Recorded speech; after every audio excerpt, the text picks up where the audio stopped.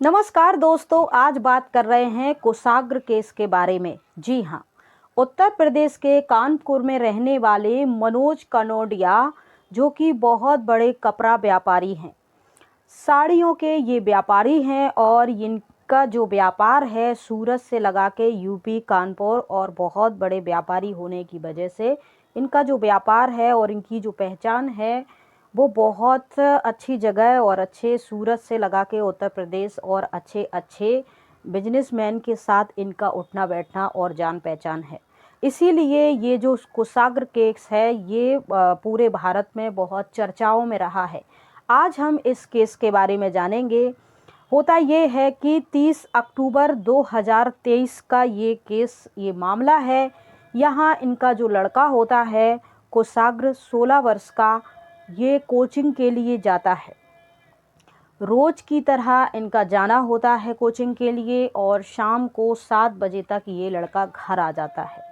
लेकिन 30 अक्टूबर की सोमवार को ये लड़का वापस घर नहीं आया। रात के 8 बज गए। तब इनकी पत्नी जो हैं, इन्होंने मनोज कनोडिया को फ़ोन करा कि हमारा लड़का कोषाग्र आज वापस घर नहीं आया है। तब उन्होंने कहा लड़का है, दोस्तों के साथ घूम फिर रहा होगा, आ जाएगा, अभी तो 8 बजे हैं, कोई बड़ी बात नहीं है। लेकिन कहते हैं माँ का दिल तो माँ का दिल होता है, उनसे रहा नहीं गया। वो कभी बालकनी में आके देखती, कभी उनका फ़ोन मिलाती, कभी कुछ करती, बहुत बेचैन। इतने में 8-10 हो रहे थे, शाम हो चुकी थी और उनके पास एक कागज़ का टुकड़ा आके गिरता है उनकी बालकनी पे। वो कागज़ का टुकड़ा आसपास देखती हैं कहाँ से आया, किसने फेंका, लेकिन कुछ दिखाई नहीं दे रहा था क्योंकि शाम का समय था, लाइट वगैरह तो होती है। लेकिन अचानक से उनके पास ये टुकड़ा आके गिरता है और जब वो इस लेटर को उठाती हैं, खोलती हैं, देखती हैं तो ये 2 पेज के लेटर होता है। और फिर जब वो इसको पढ़ती हैं तो उनकी सांसें जो हैं थमने लगती हैं, उनके पैरों तले से ज़मीन खिसक जाती है और अचानक से वो थोड़ा सा अपने आप को संभालते हुए फिर अपने पति को फ़ोन करती हैं, यानी मनोज कनोडिया जो कि कपड़ा व्यापारी हैं, उनको फ़ोन करती हैं और बताती हैं, हेलो, हमारा बेटा तो अभी घर नहीं आया है, लेकिन एक लेटर आया है, उसमें ऐसा कुछ लिखा है। 2 पेज का ये लेटर है और ये लेटर में धार्मिक एंगल यानी गुमराह करने की कोशिश की गई है। इसमें कुछ मुस्लिम शब्द और कुछ हिंदू शब्द, धार्मिक शब्दों का इस्तेमाल करके ये लेटर इस तरीके से लिखा गया है ताकि वो गुमराह हो जाएं, उलझ जाएं। तो लेटर में क्या था, सबसे पहले हम ये जान लेते हैं। इसमें लिखा है कि आप का बेटा किडनैप हो चुका है और आप घबराइएगा नहीं, हम आपके बेटे को कुछ नहीं करेंगे, बस हमें आप पैसे दे दीजिए, हम आपके बेटे को छोड़ देंगे, अल्लाहू अकबर। ऐसा गुमराह करने के लिए इन्होंने लिखा। फिर दूसरे में लिखा है, आप इसके बारे में अपने किसी भी रिश्तेदार को, पड़ोसी को या पुलिस को इन्फॉर्म नहीं करें, नहीं तो ये आपके लिए अच्छा नहीं होगा, आपके बेटे के लिए अच्छा नहीं होगा। आप समझदार हैं, इसीलिए 30 लाख रुपए का इंतज़ाम कर लीजिए और 10 बजे हमें चौराहे पर आके ये पैसे दे दीजिए। पैसों का इंतज़ाम हो जाए तो अपने घर पे पूजे के झंडे बांध देना, हम समझ जाएंगे। हमेशा आपके घर के आसपास हमारी नज़र है। वो जैसे ही पैसों का इंतज़ाम हो जाए और आप पैसे लेकर चौराहे पे जब जाने वाले हो तो पूजा के झंडे लाल कलर के अपने घर की बालकनी में बांध देना। मैं समझ जाऊंगा पैसों का इंतज़ाम हो गया है, क्योंकि मेरी नज़र आपके घर की तरफ है। और इसके बारे में आप किसी को बताना नहीं। जब मनोज कनोडिया इस लेटर को पढ़ते हैं तो सबसे पहले उनको समझ में नहीं आता है कि वो क्या करें। पैसों की कोई कमी नहीं है, पैसे इनके पास भरपूर हैं, पैसे दे सकते हैं, लेकिन इतनी जल्दी कोई निर्णय लेना और झटपटाहट में इन्होंने थोड़ा सा धीरज रखा। अपने पड़ोस में अपने किसी भाई, रिश्तेदार या दोस्त से बात करी। तब उन्होंने इनको सलाह दी कि आपको पुलिस को इन्फॉर्म करना चाहिए। तब इनको डर भी लग रहा था कि मेरे बेटे के साथ कुछ भी हो सकता है। इनको थोड़ी घबराहट भी हो रही थी कि अगर पुलिस को बता दिया तो मेरे बेटे के साथ ये लोग कुछ कर ना दें। दूसरी बात, अगर नहीं बताया, पैसे लेकर गए तो पैसे भी ले जाएंगे और बेटा भी नहीं देंगे। बहुत सारे केस ऐसे भी हैं, क्योंकि ऐसे ही ये व्यापारी नहीं हैं, बहुत सारे लोगों में इनका उठना बैठना है, दुनियादारी इन्होंने भी देखी थी, इसीलिए ये अपनी समझदारी का भी इस्तेमाल कर रहे थे। इन्होंने पुलिस को बता दिया। जैसे ही अब ये इनका थोड़ा सा रुतबा तो था ही शहर में, इसीलिए केस हाईलाइट भी हुआ, सोशल मीडिया पे भी बहुत ट्रेंड करा और हर जगह कुशाग्र को न्याय की मांग भी उठी। लेकिन ये केस जो था बहुत जल्दी सॉल्व भी हुआ। तो कैसे कैसे ये केस हुआ उस पर हम बात कर लेते हैं। ये पुलिस को बता देते हैं और फिर पुलिस जो होते हैं, डीएम वगैरह होते हैं, जो हाई रैंक के एआई वगैरह पुलिस जो होते हैं, वो आती हैं इनके घर पे ऑफिसर, और कुछ कांस्टेबल वगैरह होते हैं, और सच वो अपने काम में लग जाते हैं। पुलिस आती है, अपना काम करती है, तहकीकात करती है, छानबीन शुरू हो जाती है और वो लेटर को अच्छे से पढ़ते हैं। इसके बाद शुरू होता है कि आप पूरी जानकारी देते हैं कि आपका बेटा कितने साल का है, कहाँ कहाँ वो जाता है, कैसा कब कब जाता है, कैसे दोस्त बैकग्राउंड है, कहाँ कोचिंग के लिए गया। ये सारी डिटेल्स जल्दी से निकाल कर पुलिस अपने काम में लग जाती है और सबसे पहले वो उस कोचिंग पे जाती है जहाँ कुशाग्र पढ़ने गया था। तो कोचिंग से पता चलता है कि कुशाग्र यहाँ कोचिंग के लिए आया था 30 अक्टूबर की दोपहर में। उसका सीसी फुटेज भी सामने देखा, सर्च किया कि हाँ आया है लड़का, अंदर कोचिंग में जा रहा है, ये सीसी फुटेज में क्लियर हो गया। इसके बाद 4:37 पर कुशाग्र वापस निकलता है, अपनी स्कूटी पर बैठता है। उसका भी निकलते हुए स्कूटी को लेते हुए सीसी फुटेज सामने आया। उसके बाद वो किस रोड पर गया उसके भी पूरे सीसीटीवी फुटेज खंगाले जाने लगे। तब पता चला कि एक अनजान व्यक्ति है, नकाबपोश, जिसने हेलमेट पहना हुआ है, वो कुशाग्र से लिफ्ट मांगता है, कुशाग्र के पास बैठ जाता है। इसके बाद जहाँ जहाँ वो रोड के चारों तरफ जो भी सीसी फुटेज थी उनको खंगाला जाता है। बहुत ज़्यादा जल्दी जल्दी इनका होता है ये कार्य और बहुत जल्दी तहकीकात होती है। इस बीच कहीं एक और सीसीटीवी फुटेज सामने आता है जहां कुशाग्र एक घर में अंदर जाते हुए दिखाई देता है और ये जो शख्स हेलमेट पहने था ये भी उस घर में जाता हुआ दिखाई देता है। ये दोनों अंदर जाते हैं। इसके बाद पुलिस इस सीसीटीवी फुटेज को देखती है। लगभग आधा घंटा 10 मिनट हो जाते हैं। वहाँ से एक शख्स निकल के बाहर आता है, यानी 39 मिनट बाद एक शख्स बाहर आता है, लेकिन कुशाग्र उस घर से बाहर नहीं आता है। इसके बाद पुलिस छानबीन करते हुए उस घर में पहुंचती है।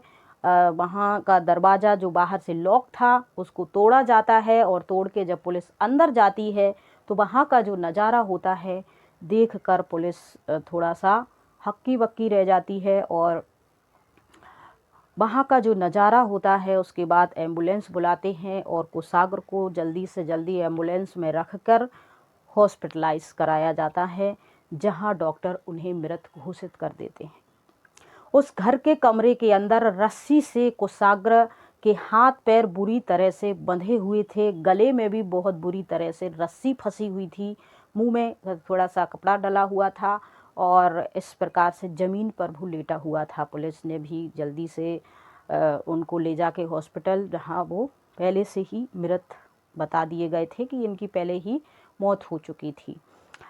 इसके बाद से ये पुष्टि हो जाती है क्योंकि कुशाग्र ही थे। अब पता करा जाता है ये घर किसके नाम पर है। तो ये घर था किसी सुभाष नाम के शख्स के नाम। सुभाष कौन है? जब इनसे पूछा जाता है तो बताते हैं सुभाष मेरे यहाँ 2 साल पहले 2019 से 2021 तक मेरे बेटे की कोचिंग करने के लिए एक रचिता नाम की टीचर आती थी। उस टीचर का ये दोस्त है सुभाष, प्रभात। फिर प्रभात को पकड़ा जाता है और फिर रुचिता जो होती है कोचिंग टीचर, उसको भी पकड़ा जाता है। इन दोनों को पकड़ा जाता है और पूछताछ शुरू होती है। अब जिसने ये लेटर फेंका था उसके बारे में भी छानबीन होती है। तो शिवा नाम का एक लड़का जो होता है, उसी मोहल्ले का, इनका जहाँ घर था उसी मोहल्ले का रहने वाला ये लड़का होता है। इसको पता था कब कहाँ कैसे लेटर फेंकना है, कैसे जाना है, कब कहाँ कौन बालकनी में, सारी जानकारी इस लड़के को होती है, शिवा नाम के। इसको भी पकड़ लिया जाता है। अब तीनों से पूछताछ होती है।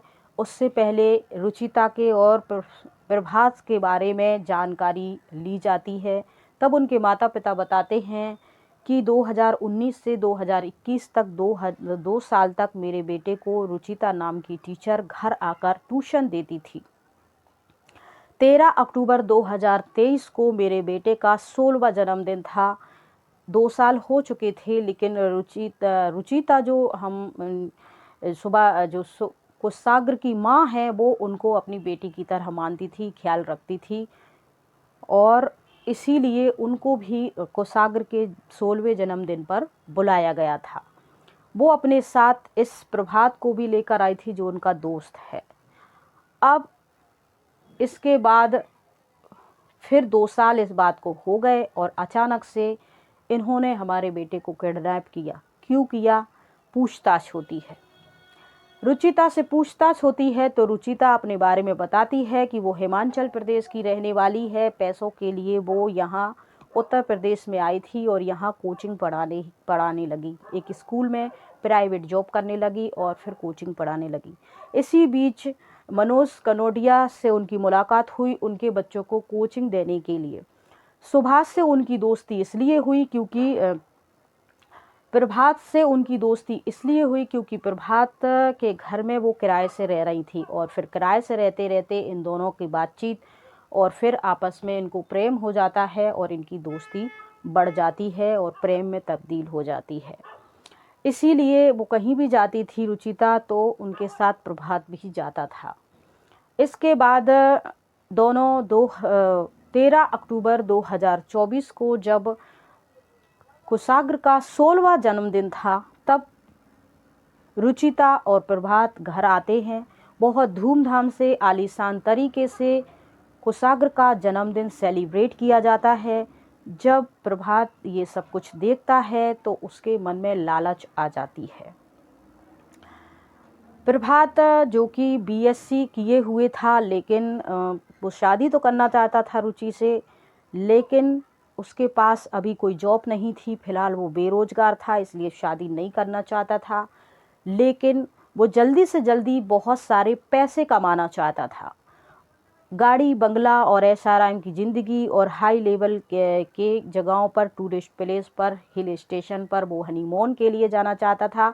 इसीलिए जब उन्होंने कुशाग्र के घर की आलीशान और रहीसी देखी तो मन में लालच आ गया। उन्होंने रुचिता को आइडिया दिया, क्यों ना हम कुशाग्र को किडनैप कर लेते हैं और फिर उनसे पैसे ले लेते हैं और इसके बाद हम सेटल हो जाएंगे। रुचिता से शादी करनी थी, लेकिन रुचिता उनका प्रभात का घर छोड़कर कहीं और किराए से रहने लगी थी, क्योंकि जो प्रभात के जो माँ बाप थे उनको रुचिता कुछ खास पसंद नहीं थी। लेकिन प्रभात रुचिता से शादी करना चाहता था, लेकिन पैसे नहीं थे। अब रुचिता ऐसी स्थिति में कोचिंग पढ़ाती थी, प्राइवेट स्कूल में पढ़ाती थी और अपना गुजर बसर जैसे तैसे कर रही थी। अब इनको जीनी आलीशान ज़िंदगी थी, इसीलिए इन्होंने कुशाग्र को किडनैप करने का प्लान बनाया। ये सारा प्लान प्रभात का था, मास्टरमाइंड प्रभात का था। रुचिता लालच में आके इनका साथ दे देती है। इसके बाद जो प्रभात है उस मोहल्ले में रहने वाले शिवा से दोस्ती कर लेता है, यानी उनका किसी काम के सिलसिले में उनकी दोस्ती हो जाती है और वो इसको मिला लेता है।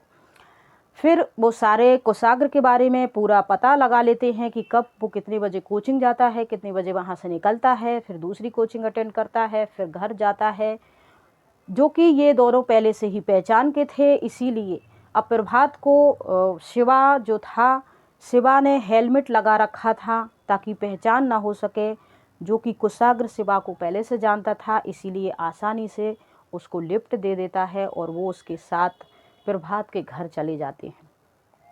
यहाँ वो लोग कुछ खाते पीते हैं और यहाँ कुशाग्र को थोड़ा शक होता है, हाथापाई होती है और फिर हाथापाई में ये लोग रस्सी से कुशाग्र को बांधते हैं और फिर उसका मुंह बंद करने के लिए रस्सी बांधते हैं। तो ऐसे उसको मारना नहीं चाहते थे, लेकिन जब कुशाग्र को ये सब कुछ मालूम चल जाता है कि ये लोग मुझे किडनैप करने वाले हैं तो और वो विरोध करता है, तो हाथापाई में फिर कुशाग्र की रस्सी से गला दबा दिया जाता है और वहीं छोड़ देते हैं। अब ये दोनों मिलके प्लान बनाते हैं कि कुशाग्र था सो उसकी मौत हो चुकी है, अब हम पैसे कैसे मांगें। फिर ये प्लान बनाया जाता है कि ऐसे ऐसे लेटर दे देते हैं और पैसे ले लेते हैं और फिर भाग जाने का इनका प्लान था। तो ये सारा प्लान इन्होंने बाद में करा था और ये सारी कहानी जब पुलिस को पता चलती है तो फिर इन लोगों को हत्या करने की धाराएं लगती हैं और फिर सबूत मिटाने की धाराएं, किडनैपिंग की, फिरौती की रकम, ऐसे कई मामलों में इन पे धाराएं लगती हैं और केस चलता है। अब कितनी क्या सज़ा मिलेगी ये तो जज तय करेंगे। ये कहानी सुनाने का उद्देश्य किसी को परेशान करने का नहीं, लेकिन सतर्क करने का है कि आप अपने बच्चों के साथ जो भी आना जाना घूमना फिरना हो रहा है, देखिए ये तो एक साधारण सा एंगल दिख रहा था, एक टीचर ऐसा कर सकती है। फिर इस केस को काफ़ी ज़्यादा लोगों ने मीडिया में अलग अलग तरीके से अपने अपने कमेंट दिए कि उनका अफेयर था, उनका ये था वह था। उनके परिवार वालों ने बताया ऐसा कुछ भी नहीं था, टीचर के मन में थोड़ा सा पैसों के लिए लालच आ गई थी और उनका जो बच्चा था इस तरीके से खो गया। तो कहने का तात्पर्य ये है, ये कहानी एक एजुकेशनल पर्पस से बताई गई है कि अगर आप टीचर हैं, थोड़ी सी कमाई आप मेहनत की कमार खा रहे हैं तो उससे आप सुकून की नींद ले सकते हैं। लेकिन लालच में आकर अगर आप किसी के घर गृहस्थी में घुसकर उसको डिस्टर्ब कर रहे हैं, इकलौते उनके वारिस को आप उनसे जुदा कर रहे हैं, तो इससे कोई परिणाम निकलने वाला नहीं है, बल्कि आपको बहुत लंबी जेल हो जाएगी और इससे कुछ भी हासिल नहीं होगा। रुचिता की जो माँ अकेली थी हिमाचल प्रदेश में, वो भी बीमारी के कारण अब रुचिता सिर्फ अकेली थी और अपना कोचिंग से कर खा रही थी। फिर सुभाषी उनका करता धरता था, लेकिन ऐसा कुछ हो जाएगा सोचा भी नहीं था। तो कभी भी गलती या क्राइम से की हुई चीज़ें किसी को सुकून की ज़िंदगी नहीं दे सकती। उनकी सिर्फ एक ही जगह होती है, वो होती है जेल की सलाखें। अब बाकी की उम्र वहीं कटने वाली है, जो भी ऐसा आराम कर रहे हैं वहीं आपके होंगे पूरे तमन्नाएं। तो आप इन सब चीज़ों से ध्यान रखिए, थोड़ा सा सतर्क रहिए अपने मेल जोल वालों व्यक्ति से और ध्यान रखिए इन चीज़ों का, सतर्क रहिए, सावधान रहिए। जय हिंद, जय भारत।